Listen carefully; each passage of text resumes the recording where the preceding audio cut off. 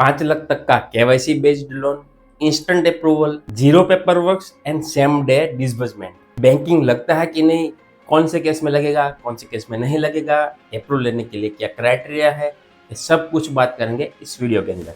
अगर ये दोस्तों वीडियो अच्छा लगे तो लाइक जरूर कर देना, और आपको कोई भी क्वेश्चन है तो आप हमें कमेंट कर सकते हैं। तो चलो बिना देरी किए हुए स्टार्ट करते हैं।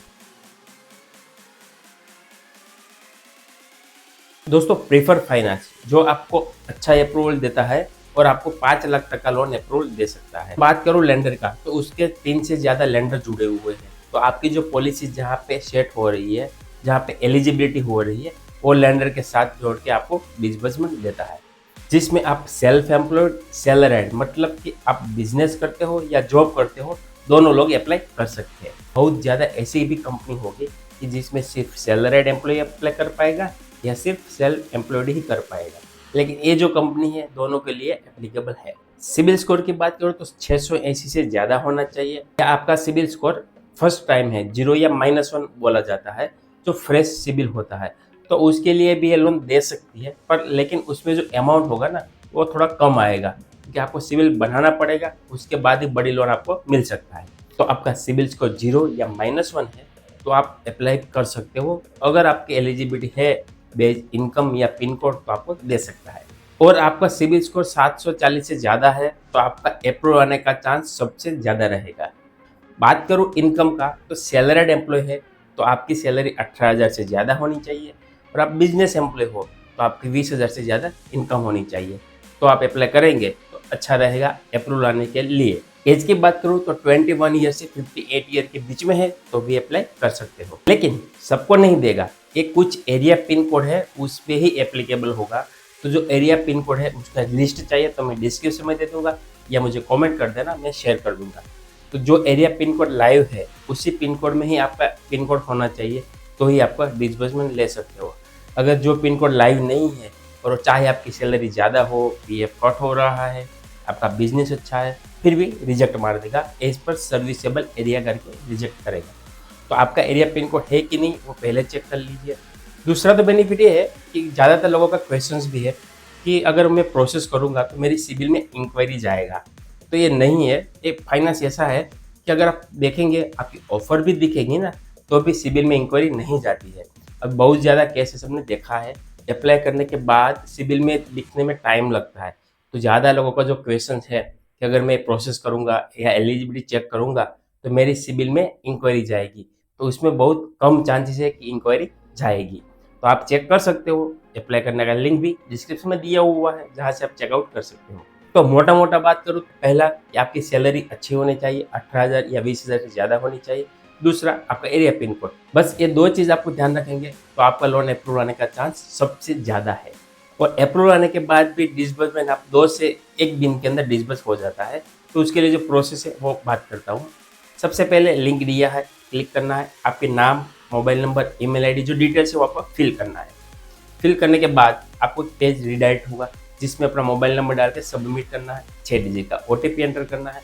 उसके बाद आपका पेज ओपन होगा। देखो यहाँ पे फर्स्ट नेम, लास्ट नेम डालना है, email ID, date of birth, income कितनी है वो, और सैलरीड है या सेल्फ एम्प्लॉयड है, बस वो सिलेक्ट करना है, कंटिन्यू करना है।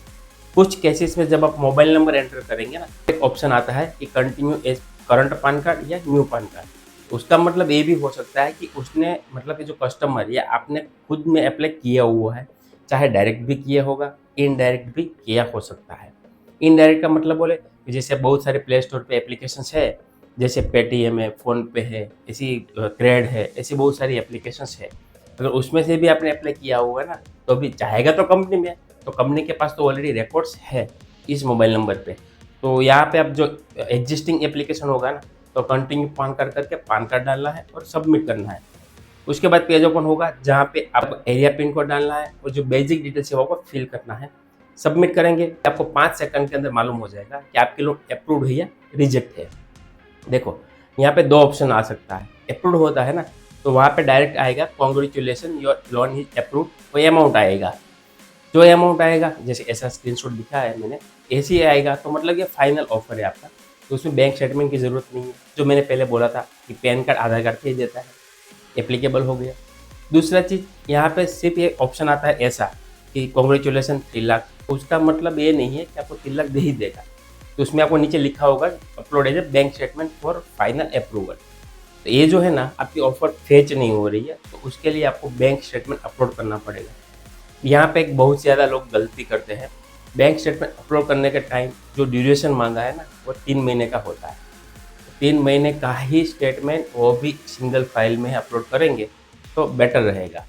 अगर आप पार्ट में अपलोड करने जाएंगे ना तो बन सकता है नहीं लेगा या रिजेक्ट कर देगा, और रिजेक्ट होने के बाद आपको तो 30 दिन का वेट करना पड़ेगा। तो ये चीज़ खास ध्यान रखना है। दूसरा, जो भी आप डॉक्यूमेंट्स अपलोड कर रहे हो ना वो डाउनलोड किया हुआ फाइल चाहिए। ज़्यादातर लोग क्या करते हैं कि महीने का निकालते हैं और 3 महीने का मांगा है, तीनों महीने का मर्ज कर देते हैं कोई सॉफ्टवेयर से या कोई पीडीएफ स्कैनर से, कैम स्कैनर से। तो ये गलत चीज़ है, वो फ्रॉड में केस जाएगा और केस आपको परमानेंटली डिसेबल कर दिया जाएगा। तो ये गलती नहीं करना है। आपको जो भी स्टेटमेंट अपलोड करना है वो ओरिजिनल नेट बैंकिंग से डाउनलोड किया होना चाहिए, एम पासबुक नहीं चलेगा। तो उसी बेस पे ही आपको अप्रूवल देगा। अगर आप 2 महीने का अपलोड कर दिया, अप्रूवल आ गया, मान लीजिए कि 1.5 लाख या 2 लाख अप्रूवल आ गया, तो बाद में बोलेंगे कि मेरे बैंकिंग तो ज़्यादा है, तो नहीं एक्सेप्ट करेगा बाद में। तो ये गलती नहीं करना है आपको, ठीक है। जो भी ये अप्रूवल आ गया उसके बाद आपको कंटिन्यू करना है, केवाईसी करना है इस पर आधार कार्ड, केवाईसी करने के बाद सेल्फी आएगा, सेल्फी सबमिट करना है लोकेशन सिलेक्ट करके, और बेसिक जो रिक्वायरमेंट है वो फिल करना है, जैसे मदर नेम है, address, office address, residence address, जो आपके पास डॉक्यूमेंट्स है वही अपलोड करना है। कंटिन्यू करना है। कंटिन्यू करने के बाद आप 1 से 2 दिन के अंदर, जैसे आप कंटिन्यू करेंगे ना तो 1 से 2 घंटे के अंदर आपको फाइनल अप्रूवल आएगा। कुछ केसेस में 3 से 4 घंटा भी लग सकता है, कुछ केसेस में 10 मिनट भी हो जाता है। जैसे अप्रूवल का मैसेज आता है आपको टेक्स्ट मैसेज भी आएगा या व्हाट्सएप मैसेज भी आएगा। तो उसमें एक लिंक होगा जो एग्रीमेंट का होगा, तो मतलब कि आपकी लोन फाइनल हो गया है। बस उसके बाद आपको एग्रीमेंट करना है, ईसीएस सबमिट करना है और सबमिट कर देना है। सबमिट करेंगे ना तो उसके 2 घंटे से लेके 1 दिन के अंदर पेमेंट आपको डिजिटल में हो जाएगा।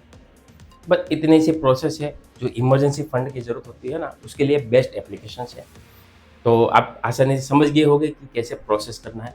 अगर कोई आपको डाउट्स है, इस जो मैंने कवर नहीं किया है और कोई आपको डाउट्स है तो आप हमें कमेंट कर सकते हो। अगर ऐसी ज़्यादा जानकारी जानना चाहते हो तो हमारी चैनल को फॉलो ज़रूर कर लीजिए, क्योंकि आपको रेगुलर इन्फॉर्मेशन मिलती रहा है। तो मिलते हैं नए वीडियो में नए टॉपिक के साथ। तब तक धन्यवाद। जय हिंद, जय भारत।